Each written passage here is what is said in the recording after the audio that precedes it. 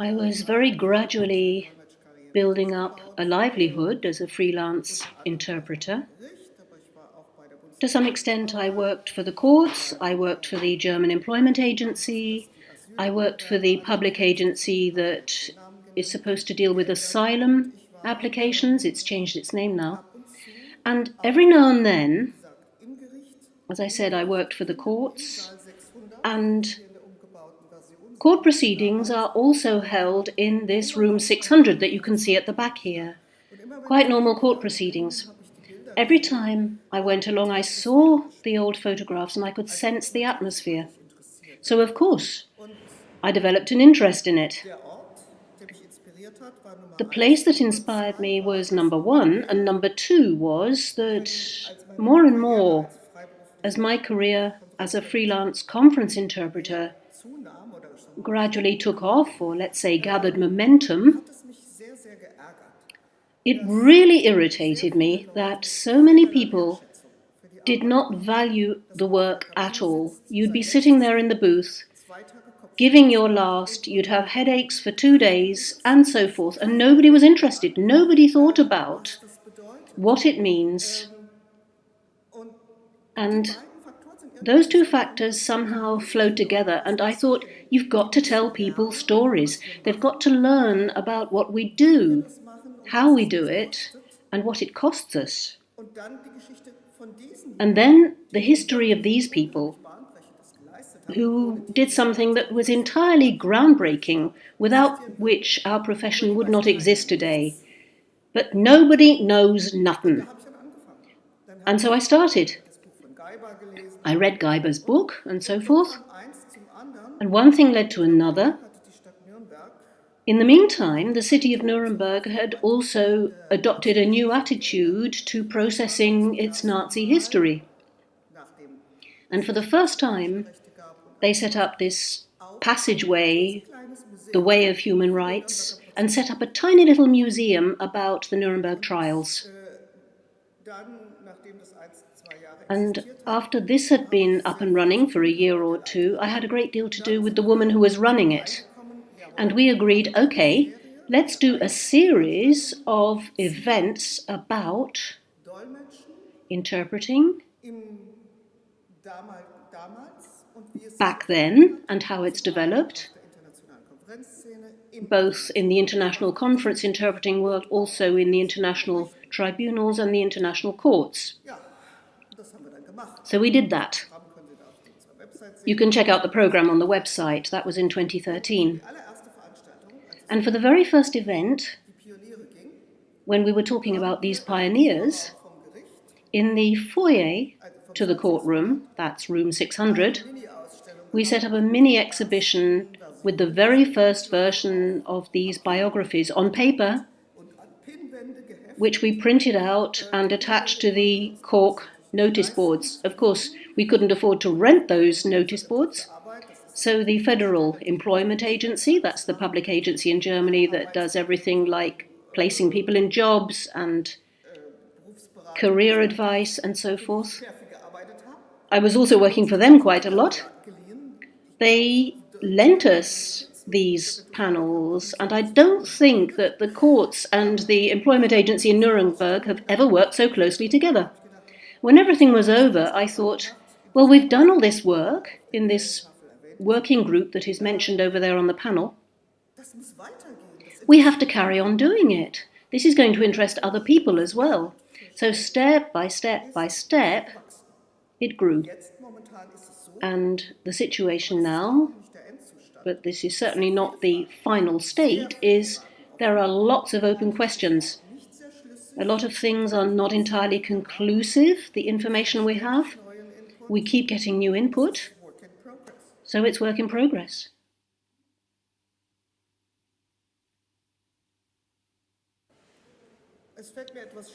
It's a little bit difficult now for me to list everything.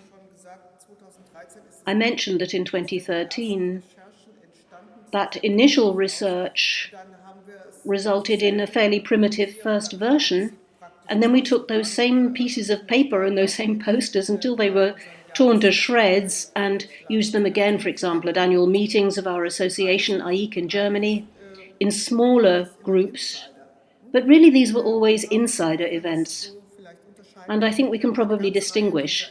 We did a whole series of these insider shows, and we had some, like the Berlin exhibition in 2014, that were open to the entire general public, and like this one here in Ljubljana, where we have outsiders welcome to come in, and a lot of PR is being done to publicize what's going on here.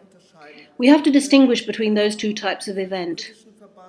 For the UK association, we had a little exhibition too. I'll leave that out, because otherwise it would be too complicated. But a really big one with a public impact was a memorial event that we ran in the UK, in London, where they made that video with Mr. Ramler that you can see over there, where kindly Philip Sands was extremely committed to this work, and he did an interview with him on BBC and later wrote a very interesting article for The Guardian. This all had a public impact. And then the colleagues in Athens did a fantastic event in partnership with the Goethe Institute. In the middle of the crisis in Greece, when the colleagues from Athens came to me and said, "We want to do this," I said, "Can't you think of anything better?" They said, "No." That reaction reflects a lot of responses I've heard from other people who've run the exhibition, where they say it was a lot of work, but it was incredibly interesting. We learned a great deal, and we also learned to respect each other mutually, much better than in the past. And we learned that we're not only a team in the booth, but we have to be a team outside too, because we all have our own strengths and weaknesses, but together we're strong, which is a fantastic conclusion. So internally, this happened a great deal. Sometimes there were 3 or 4 people on the team, sometimes there were 10 or 20. But on the external side, I have observed that people who come into the exhibition who've either had something to do with interpreting in the past, or they've never had anything to do with interpreting, were utterly surprised about the content.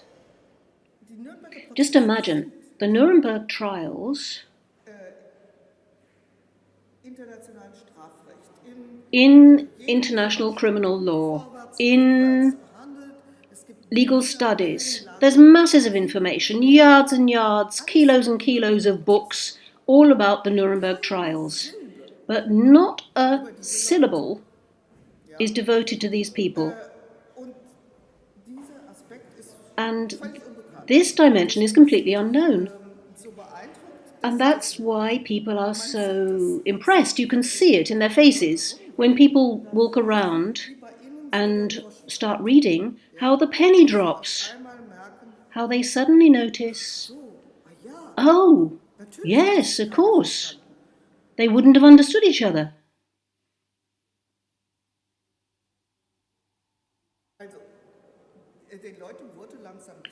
So gradually it became clear to people as they walked around the exhibition that without the work that these people were doing, none of this could have happened.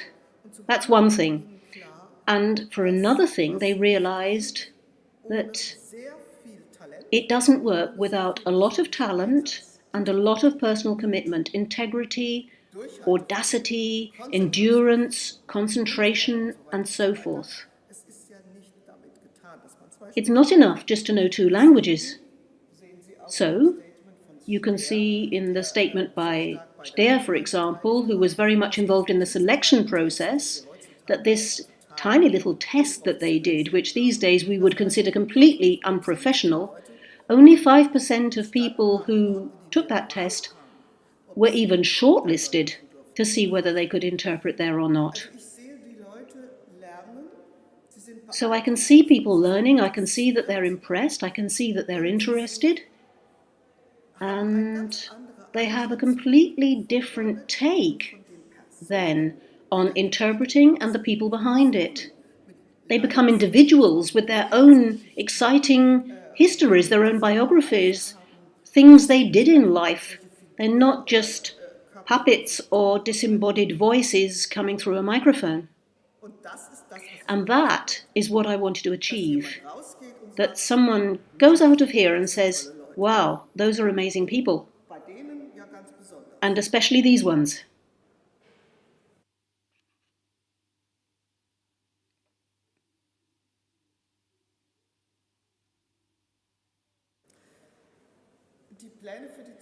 Our plans for the future are, for one thing, that we want to carry on doing the research because we have a lot of clues, a lot of leads that we must follow up to ascertain more facts.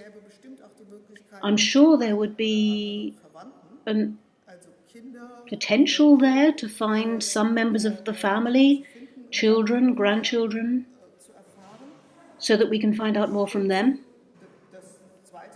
And the second thing would be to identify more names. That's been the hardest thing so far. Over there is a list of all the names that we've found, and it also says there that theoretically there must be at least another 30 or 40 people who were involved during the trial. We don't have any trace of them, nothing, no names, nothing. If we could find some more, that would be fantastic, but it takes a lot of time, a lot of research and money. We don't have any money. We hope that increasingly we'll be able to find sponsors who'll help us so that we can continue with this research. If we can continue with the research, then we can write more interesting things on these panels and exhibit it. We have this panel approach now, which we're very satisfied with because it enables us to respond very flexibly to different kinds of space. You can set it up in different ways. You can tell a little bit here how it's been done. And that means that there are lots of places you can use for an exhibition like this. Something else we want to do is introduce a bit more diversity. We've got photographs. We're beginning to include a few artifacts, exhibits, items that add a bit of diversity and perhaps make it more interesting for the younger generation, because it's really important that the younger generation don't say, this is fusty old chestnut, not interested. They need to recognize why it's relevant, because it is extremely relevant, both for interpreters, but also for global politics, unfortunately.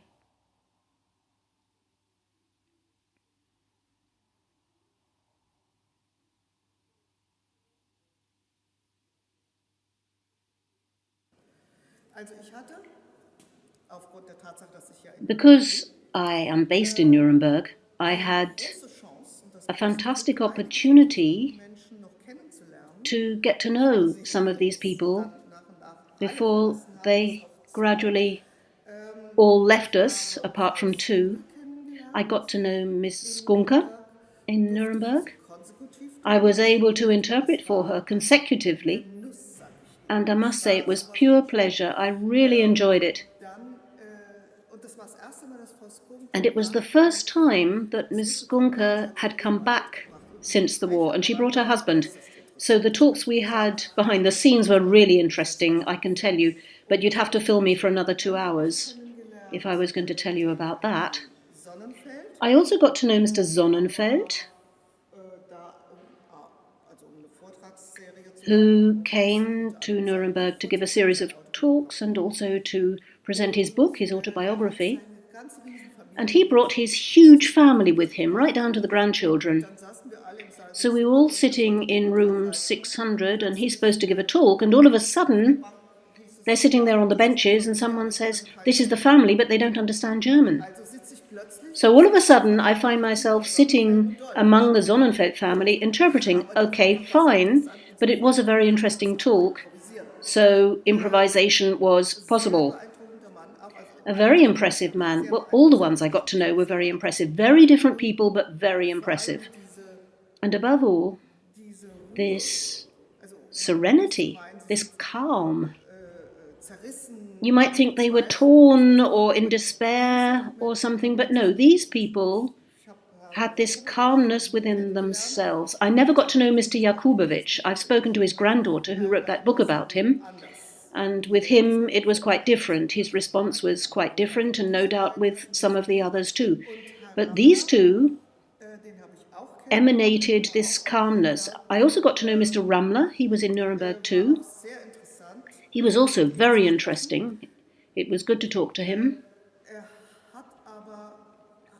But I had the feeling that that experience as an interpreter in Nuremberg had been overlaid in the meantime by his many years as a career in the education sector. He's done a great deal for education. He ran and reformed a school, lived in Hawaii, had a great deal to do with Japan. His second wife was Japanese, and I looked after her while they were visiting Nuremberg.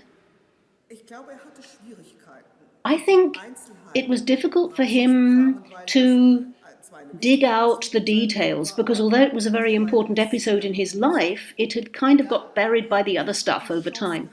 And also I had an opportunity a few years ago to talk to Mr. Less over the telephone. He lives in Albuquerque. He couldn't travel any longer, but at that point he was still pretty fit mentally. He'd written a few articles about the microphones they used, and I asked him questions about that and how it worked, and he said, you know, it's true, the photographs are a bit different. I can't really remember how exactly it worked in terms of the technical procedure, because as an interpreter, of course, I was interested to know how many buttons did you have and how did you react and did you get material to prepare with and all these things. But all these details from our everyday routine, they were buried in his mind. So from that point of view, he couldn't tell me a lot. But he was a very mild humanist. For many years in Chicago, he ran, I think, the Humanist Society. And that's how he was. He was the very incarnation of humanism. And I think that is so amazing. In spite of all those dreadful experiences, these people found their peace. And I think that's wonderful. I think that's really wonderful. So I'm delighted that I had the chance to get to know these people, even if it was only over the phone in some cases. But it was a tremendous privilege, because in the meantime, I wouldn't be able to speak to him over the phone anymore, and Mr. Rammler too. It looks as though, unfortunately, he's no longer able to speak to us. So we have to make sure that we can identify the next generation, the children, while we can, before everything is consigned to the past.